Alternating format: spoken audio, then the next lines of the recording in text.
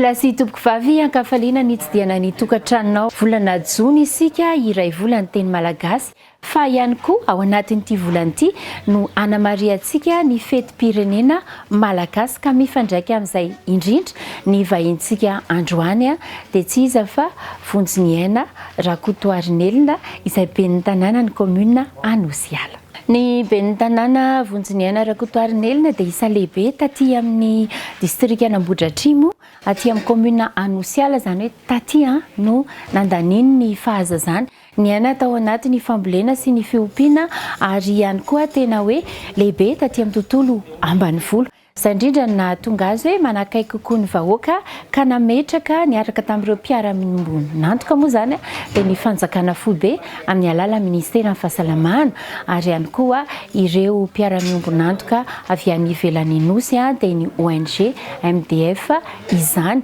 nanangana ny CSP2 eto amin'ny fokontany fiakarana aty Anosiala Ambohidratrimo. Tsy ny commune Anosiala ihany no mahazo tombotsoa amin'izy ity fa ny commune manodidina rehetra atao anatin'ny district Anambohidratrimo. Iza marina moa ity ben'ny tanàna Vonjiniaina ity na nahoana ny fahazazany, inona ny zava-bitany tao anatin'izay taona vitsivitsy izay, manahoana ny fandaharam-potoana ho an'ny fanamarina ny 4 Jona 2024 ny andindin'izay no entinay aminao androany atao anatin'ny gasy mavoaka.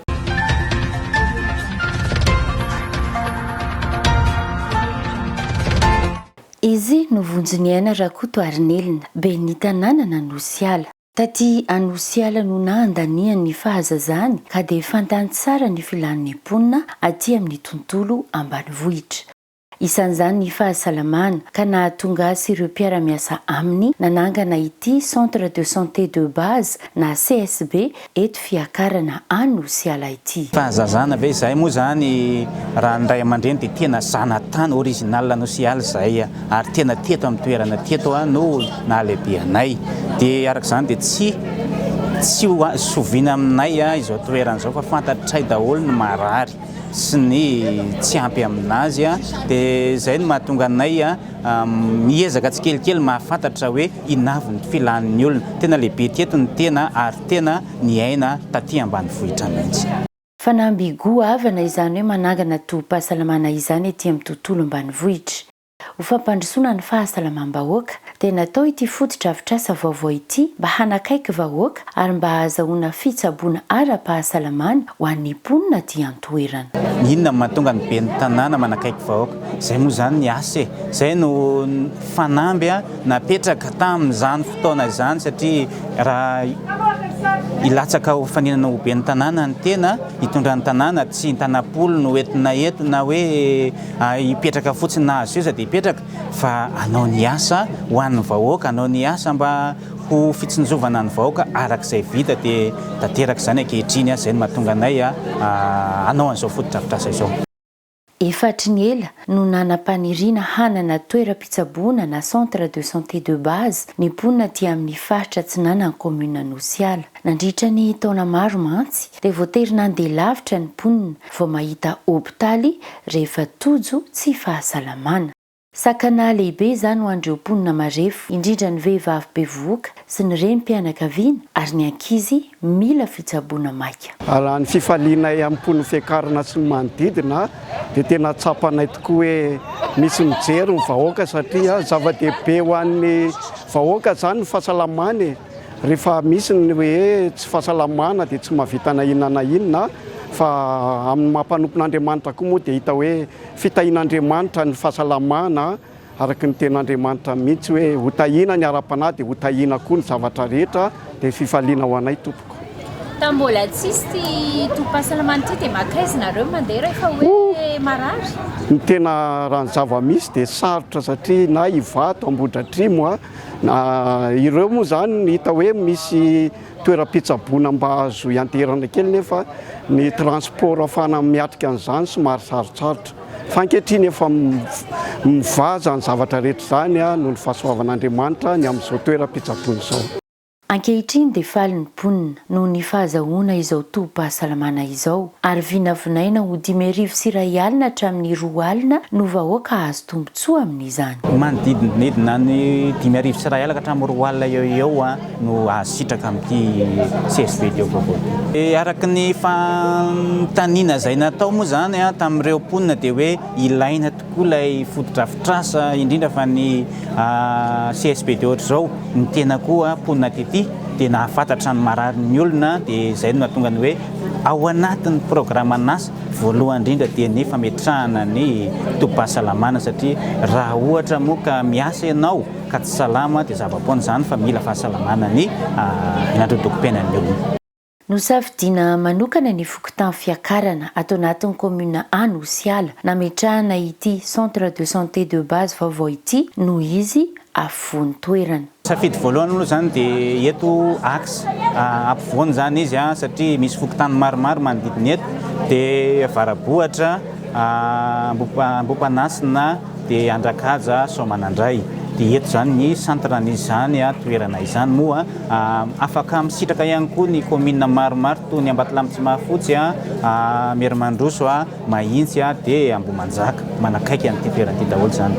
Mitentina 2,7 senina arivo sy 7 sy ray hetsy sy 7,3 tapitrisa ariary ny famatsiam-bola nanaovana ny dedikasa ary ny tobim-pahasalamana dia ahitana efitrano fiasana misa 2,10 miaraka amin'ireo fitaovana ara-pitsaboana mifanaraka amin'ny filana. Efa misy rano fisotro madio mandeha amin'ny herin'ny masoandro ihany koa eto ary ahitana toerana fidiovana ahafahan'ireo olona misitraka ny toeram-pitsaboana. Ity foto-drafitrasa ara-pahasalamana vaovao ity moa dia vokatry ny fiaraha-miasa eo amin'ny sehatra tsy miankina sy ny fanjakana ary nisy ihany koa ny fandraisana anjara ny mponina aty an-toerana. Angadina nanana sy vinahitana ny famatsiam-bola ny ONG MDF na Madagascar Development Fund izay efa 20 taona miara-niasa tamin'ny solombavam-bahoaka Mamy Rabenirina. Tao anatin'izay 20 taona izay moa ny andraikitra niova. Amin'izao fotoana izao zany distrika jerena. Rehefa mijery distrika sady mijery commune no mijery izay sahaza commune manodidina miaraka mahazo tombony. Ny fidina ny atao fiakarana satria azo lazaina hoe sampanandalana eto.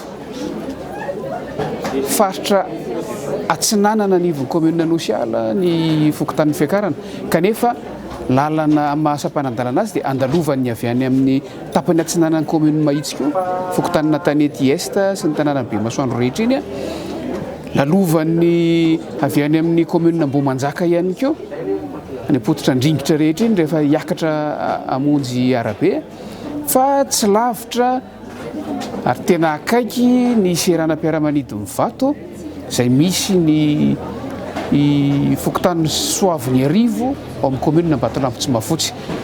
Misy ihany koa ny faritra ifandraisana amin'ny commune Merimandroso farany avaratra amin'ny commune Merimandroso zany aty amin'ny fokontany Kazomasina sy Ambohimasina rehetra iny.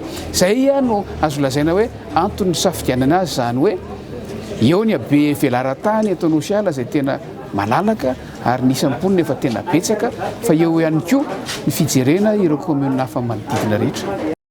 Ny MDF na Madagascar Development Fund moa dia ONG tantanana Andriamatoa Donaldson mivady ambassador britanika teo aloha eto Madagasikara. Izy ireo no nitady famatsiam-bola tany ivelany araka ny fanazavany Madame Nicole nandritra ny fitokanana ny tobim-pahasalamana. Fantatra teto fa fianakaviana britanika sy kanadiana maro no ny fanometanana nahavitana ity CSB ity. Isan'ireo nalala tanana ny fianakaviana Satinina sy Andriamatoa Richard Carr any Angleterre izay mpiara-miombona antoka hatry ela amin'ny ONG Madagascar Development Fund. Maro ny tolotra eto amin'ny CSB isan'izany ohatra ny fanaovana vaksiny, ny fisafona, ny fiterahana ary ny fitsaboana ny marary. Misy zany ny vaksiny ato dia fisafona dia ny fiterahana dia fitsaboana ireo tsy salama. Izay zany ny tolotra ato amin'ny CSB fiakarana. misy ireo tolotra mamaim-poana, misy kosa ny andoavam-bola. Amin'ny CSB mpanjakana moa zany misy ny gratuit dia les produits ohatra fanabeazanaizana, ny STVIH dia ny paludisme, ny tazomoka, fanafody resaka tazomoka rehetrarehetra na fitiliana na fanafody fitsaboana dia fanabeazanaizana rehetrarehetra. Dia ny andoavam-bola le hoe fandraisana anjara no mba hoentiko famme dia mifanafody le fitsaboana ohatra hoe amoxicilline, paracetamol. Misokatra isan'andro sy isaky ny alina, izany hoe misokatra tsy tapaka mihitsy ity tohim-pahasalamana vaovao eto Fokotany fiakarana ity. 24 heures sur 24 dia 7 jours sur 7. Izay hoe 24 sur 24 izay dia mipetraka ato misy ve izany nareo anankiroa? Misy garde satria ny trano zany zao mbola tsisy le hipetrahana fa garde. Hatreto aloha araky ny fantatra dia olona miisa 2 monja no miasa eto. Hatramin'izao aloha izay 2 fa arakaraka fandrosoa CSB zany dia mety mitombo arakaraka eo. Mikasika ny fanafody dia efa misy ireo natao hiaingana amin'ny fitsaboana. Mbola départ aloha tsika izao dia mety hoe mbola kelikely fa rehefa mandroso CSB rehefa mandeha tsara daholo ny tolotra dia mahazo ny fanafody complet. Mbola ezaka miandry kosa ny fanamboarana ny tranon'ny mpitsabo sy ny fanefena ny CSB araka ny fanazavany ben'ny tanàna nanosy ala. Ny andraikitry ny commune moa zany dia mbola misy ny fotodrafitrasa maro miandry toy ny famefena ny toerana, ny fanamboarana ny trano izay hipetrahany ireo dokotera moa zany na ny sage-femme izay mipetraka ao dia ny ankoatran'izay ny fanadiovana amin'ny ankapobeny. Faly amin'izao fahazahoana fotodrafitrasa ara-pahasalamana izao ny mponina atao anatin'ny commune Anosiala. Ary ankoatra ny fahasalamana dia efa betsaka ny fotodrafitrasa vita amin'ny ben'ny tanàna Anosiala vonjy ny aina Rakotoarinelina. Ny nisongadina zany zao aloha zany hoe tsy hoe ny anatrasa moa zany fa ny jery asa tao anatin'izay voalohan'izay fa tany anatin'ny famboarana ny lalana moa zany dia ny tsena na nandamina fandaminana ny tsena dia ao koa ny fanavozana n'ireo EPP izay tsy izy rehetra moa zany fa efa misy ao anatin'izay izay moa zany efa anisany vita aloha hatreto fa mbola maro ny ezaka ho atao indrindra fa amin'ity tapaky ny taona manaraka ity 2024 ity. Koa satria efa akaiky ny fanamariana ny fetim-pirenena malagasy dia efa mipetrapetraka avokoa ny fandaharam-potoana ho an'ny commune Anosiala. Ny commune Anosiala manokana tena hanao hetsika ho fankalazana ny nahazahoana ny fahaleovan-tena ny 20 Jona sady mba ho fanomezana fahafapo afaliana ho an'ireo vahoaka eto Anosiala.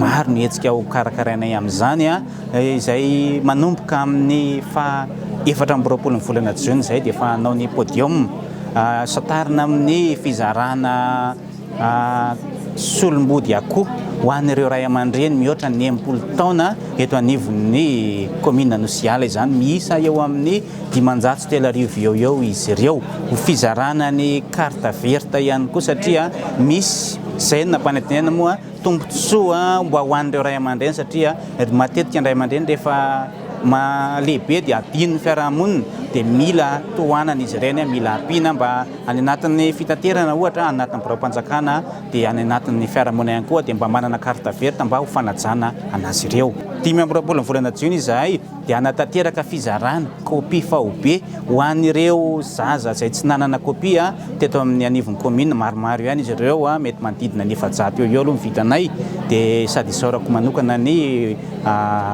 ONG Koloaina izay nanampy vitrika mivantana tamin'ny fanatanterahana an'izany fanaovana ny kopia fahobe izany. Dia ao anatin'ny hetsika rehetrarehetra moa zany dia arahana podium daholo dia isy ny afomanga lehibe izay ho karakarain'ny commune ny 15 Jona amin'ny fitora sasany eo amin'ny kianja Barcelona. 20 volana Jona moa izahay eny amin'ny district no mankalaza fa ny hariva dia eo atoerana ihany ny 17 sy ny 20 volana Jona ihany koa dia mbola ankalaza izany izay ho faranana amin'ny fifaninana kira ho an'ireo fiangonana chorale ny fiangonana misy eto anivon'ny commune. Ho an'io anivon'ny district Anambohidratrimo kosa dia hisy ny hetsika ara-panatanjahantena sy ny diabe ny firaisan-kina. Efa ao anatin'ny tanteraka amin'ny fankalazana ny fetim-pirenena district Anambohidratrimo manokana amin'izao efa nisy ny fifaninanana ara-panatanjahantena izay natomboka izay ho tanterahana amin'ny 15 Jona ny famarana anazy. miara-mientana ny commune rehetra miaraka amin'ny solombavam-bahoaka eto anivon'ny distrika amin'ny fanomanana ny fankalazana izany eo ihany koa ireo mpiara-miombonantoka maromaro. Fandaharam-potoana dia manaraka ny fandaminan'ny fanjakana folobe ny distrika Ambohidratrimo misy ny fanompom-pavahana iraisam-pinoana izay fitondranam-bahoaka ny firenena ho tanterahana amin'ny 24 Jona. Ny 25 Jona misy ny diabely fihavan'ny firaisan-kina izay ho tanterahana ihany koa dia araka ny teniko teo hoe ny famaranana ny fifananana ara-panatanjahantena izay tanterahan'ny mpiasam-panjakana sy ny mpiara-monina rehetra eto anivon'ny distrika. Tenena amin'ny 20 Jona mazava ho azy ny fankalazana ny fetim-pirenena mihitsy ny ivony izay ho tanterahana eo amin'ny kianja manara-penitra Ambohidratrimo. Misy afomanga ohatry ny isa-taona fa mbola misy fandaminana kely andrasana avy eny amin'ny ministera amin'ny Foloalindahy momba an'izay. Namafisin'ireo mpitondra fanjakana teto fa voararan'ny lalàna ny fampiasana ny lazera aty amin'ny distrika Ambohidratrimo. Fanentanana moa zany fepetra raisina dia efa noteneniko teo tamin'ny fanentanana kabary teo dia hoe tsy azo atao ny fampiasana lazera eto anivon'ny commune Anosiala indrindra fa ny Fokotany manakaiky ny aéroport izy io dia efa misy taratasy afisy moa zany apetraka isaka amin'ny Fokotany dia arahan'ireo fampahafantarana isan'ny ambaratongany miainga amin'ny sefy Fokotany sy ny carte mobile ary ny mponina manodidina rehetra. Ny fepetra raisina arak'izay dia efa ao anivon'ny distrika moa dia efa namoaka arrêté dia hosamborina ireo olon'ireo ary ho alefany amin'ny tompona andraikitra manabahefana araka ny sahaza azy. Marina tokoa ny distrika Ambohidratrimo manokana dia tena tsy azo atao ny fampiasana lazera satria raha antsika malala fa fivezivezen'ny fiaramanidina ny distrika Ambohidratrimo rehetra mihitsy dia norarana ny fampiasana ny lazera eto anivon'ny distrika izay anentanana ny rehetra na nivoaka eto anivon'ny distrika izany na izay olona mivahiny rehetra ivelan'ny distrika mba hanaja izay fandaminana izay satria tena mampidi-doza tokoa ilay izy satria raha reny lazera reny tena mahatonga lavitra raha mampiasa azy dia izay no tonga ny fandrarana satria mety hitera-doza ao amin'ny fimazivezenana habakabaka ny fampiasana azy ireny. Koa satria 20 andro sisa dia higadona ny 4 Jona dia mitoetrany ny fanentanana ny mponina Ambohidratrimo amin'ny fananganana ny sainam-pirenena araka ny resaka ny fanaovana tamin'ny lehibe ny distrika Ambohidratrimo. Fanentanana fananganan-tsaina efa natomboka tamin'ny voalohan'ny volana Jona ary raha mahitsika dia efa maro ireo tokantrano manatanteraka izany ety amin'ny distrika Ambohidratrimo.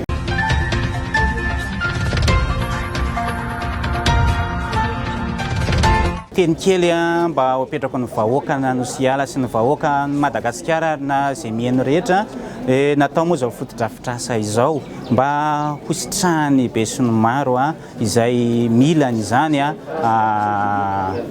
fanasitranana izany dia ny angatahiko dia mba ahay isitrakitsika ahay anaja dia mangataka ihany koa raha misy ireo malala-tanana rehetra mba hifanaona satria ny tao-trano tsy efa nirery dia mba mangataka izahay na tolo-kevitra na tolo-tsaina na tolo-bola ihany koa ao anatiny izany fitantanana ny fiainan'ny commune eto anivon'ny commune Anosiala izany dia izay no tanako sahady nireo malala-tanana rehetra itsika moa zany araka ny slogan dia hoe Anosiala tsy namana izay mihemotra fa Anosiala madio mandroso milamina ny tanjona.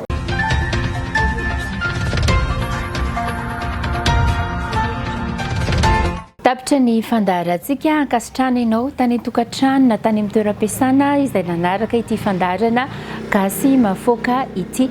Alohan'ny sarana dia ndeha hojerentsika hoe inona no lesona azo tsoaina tamin'ny fandaharana androany. Isan'ny songadina tao anaty fandaharantsika androany dia hoe zava-dehibe ny fananana fahasalamana satria dia ny fahasalamana tokoa no voalohan-karena. Ary ny fisian'ny fotodrafitrasa momba ny fahasalamana ny fotony toy itony dia tena mila hoe fanovana toe-tsaina amin'ny fikajiana indrindra. Eo andaniny dia ny fomba fandraisany mpiasa fahasalamana olona izay tena hoe mila fanovana, mila fanavaozana ary manantena zany ny vahoaka hoe ho tsara fandraisana mba tsy hisy ny kolikoly. Fa misy ihany koa ny toe-tsaina izay andrasana amintsika vahoaka dia ny fikajiana ireny toerana izay hoe tom-pahasalamana antsika vahoaka ireny.